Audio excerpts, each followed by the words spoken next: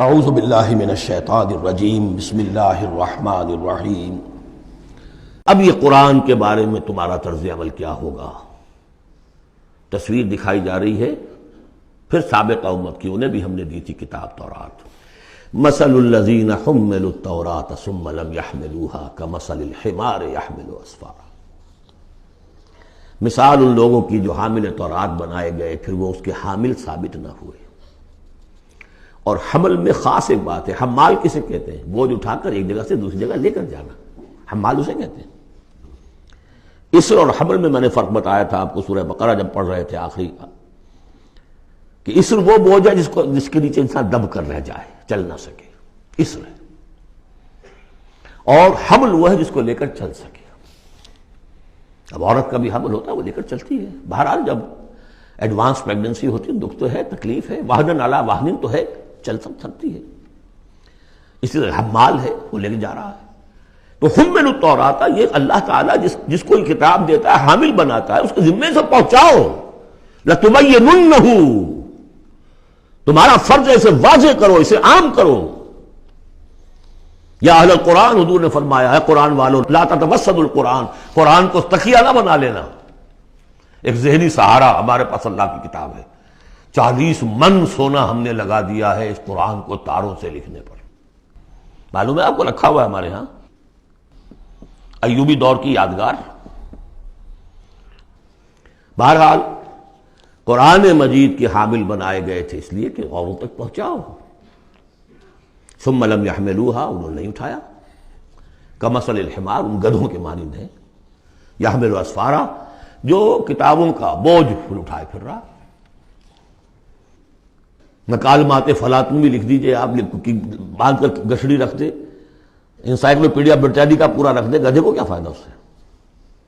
مثل القوم الذین کذبوا بآیات اللہ، مثال اس قوم کی جس نے اللہ کی آیات کو جھٹلایا، بے صاحب بہت بری ہے۔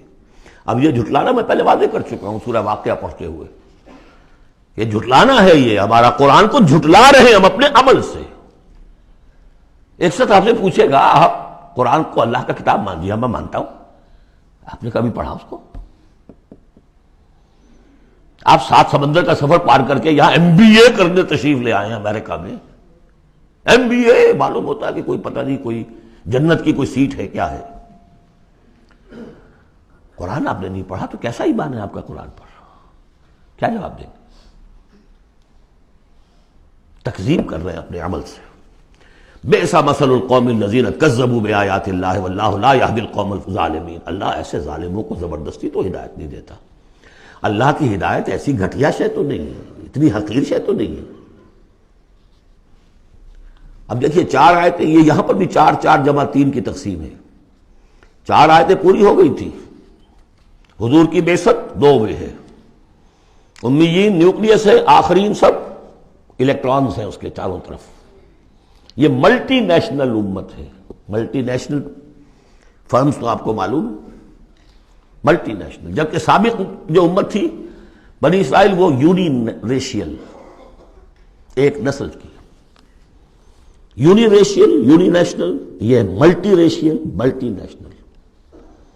ہندی بھی، فارسی بھی، ایرانی بھی، ترک بھی، چینی بھی۔ اب تو دنیا کا میں نہیں سمجھتا کہ کوئی قوم رہ گئی ہو، کوئی نسل رہ گئی ہو جس میں کچھ نہ کچھ مسلمان موجود نہ ہوں۔ اور دوسری بات یہ کہ حضور کا بنیادی کیا ہے؟ اعلیٰ دعوت، اعلیٰ تربیت، جس سے کہ مردان کار تیار کیے جو جہاد اور قتال کریں گے، وہ ہے قرآن۔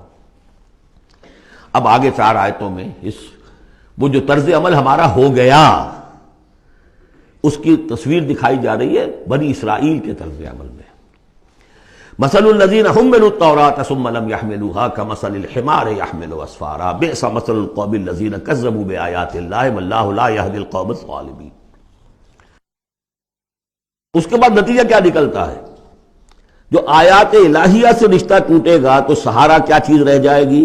ہم تو اللہ کے چہیتے ہیں، لاڈلے ہیں، ہمیں تو جہنم میں کوئی جھونک ہی نہیں سکتا۔ جھونکے گا بھی تو دوسروں کی آنکھ میں دھول جھونکنے کے لیے، چند دن کے لیے، ہمیں بھی ڈال کے فوراً نکال دیں گے۔ اللہ کو بھی چوری کرنی ہے، خیانت کرنی ہے، ہمارے لیے کرنی ہے۔ اور ہم جیسے بھی کچھ ہیں، جو بھی کچھ ہیں، زانی ہیں، شرابی ہیں، جو بھی کچھ ہیں، لیکن تیرے محبوب کی امت میں، جب تیرے محبوب کی امت میں ہے سیلویشن از گارنٹیڈ، شفاعت تو ملنی ہی ملنی ہے. بہت زیادہ کرنا ہے تو کسی بزرگ کی مزار پہ دیگے بھی چڑھا ہے، بس اور کیا رہ گیا.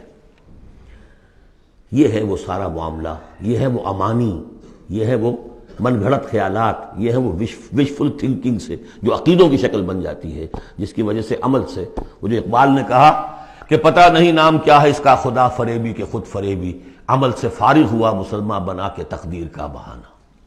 وہ تقدیر کی بجائے آپ یہاں یہ عقائد جوڑ لیجئے تو پھر عمل کی کیا ضرورت ہے؟ بے وقوف ہوگا جو عمل کرے. رشوت نہ لے، عیش نہ کرائے بچوں کو، بے وقوف ہے، احمق ہے، پاگل ہے. قل یا ایھا الذین ھادوا ان زعمتم انکم اولیاء للہ من دون الناس، کہہ دیجئے اے نبی، اے وہ لوگوں جو یہودی ہو گئے ہو، اگر تمہارا واقعی یہ گمان ہے کہ تم اللہ کے دوست اور اللہ تمہارا دوست ہے.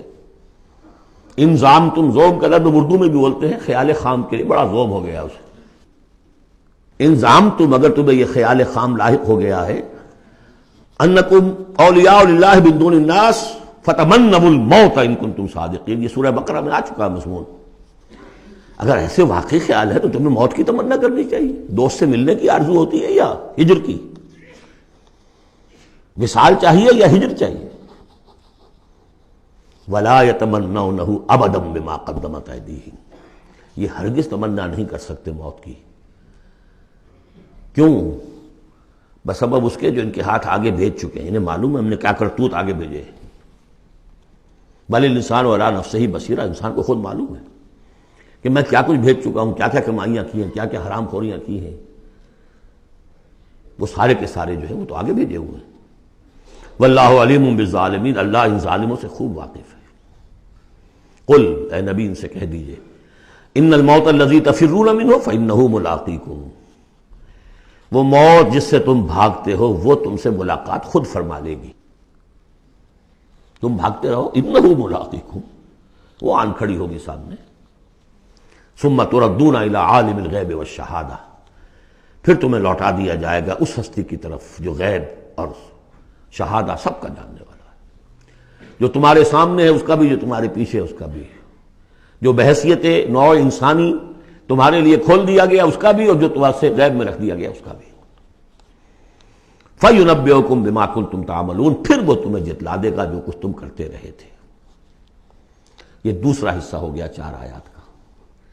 گویا کہ جو کتاب محمد رسول اللہ دے کر گئے ہیں، قد ترکتم، اور جس کے لیے حکم دے کر گئے تھے کہ اب تمہارے ذمے ہے، میرے کندھے پر سے یہ بوجھ اتر کر تمہارے کندھوں پر آ گیا ہے. الا هل بلغت انا نشهد انك قد بلغت واديت ونصحت، انا نشهد انك قد بلغت الرسالة واديت الامانة وكشفت الغمة.